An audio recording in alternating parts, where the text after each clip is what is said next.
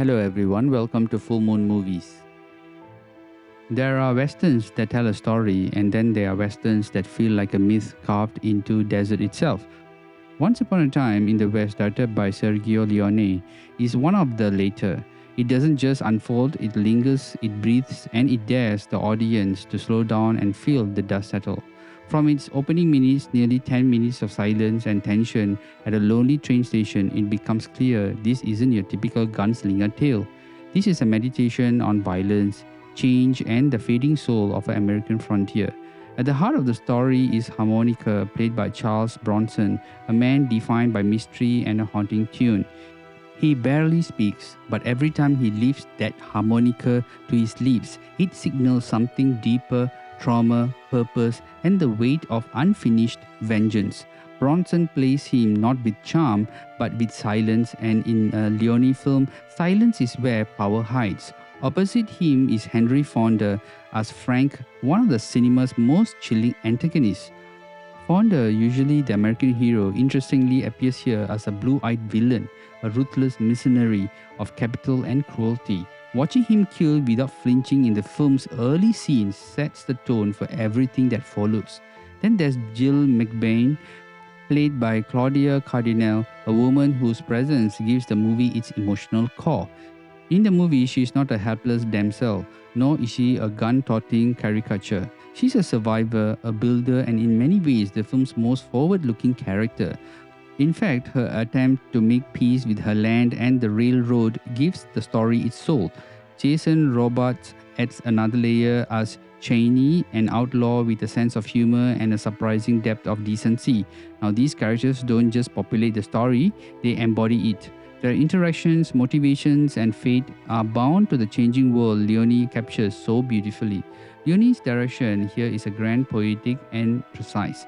He stretches time like a composer, letting us sit in a scene long enough to feel the tension climb to unbearable heights before releasing it with sudden bursts of violence. His use of wide shots, close-ups, and stillness is surgical. Every frame feels deliberate. He doesn't rush to show action, he builds dread with quiet, with glances, with the wind brushing across a worn head or a sound of a cracking windmill. And when the gunfire comes, it feels earned. Cinematographer Tonio Delli paints the landscape with a painter's eye. Monument Valleys has never looked so otherworldly, both beautiful and unforgiving. The contrast between the open plains and the clustered interior mirrors the characters' inner landscapes. The art direction fills these spaces with tools, grit, and echoes of old hopes. The camera moves like a watching history being written, slow, respectful, almost mournful.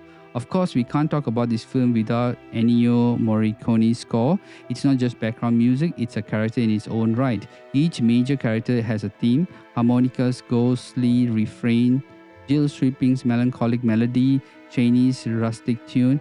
Now, this music guides us emotionally, often doing more storytelling than dialogue. Morricone knew how to blend the silence and sound to maximum effect, and his work here might be one of the most iconic film scores of all time.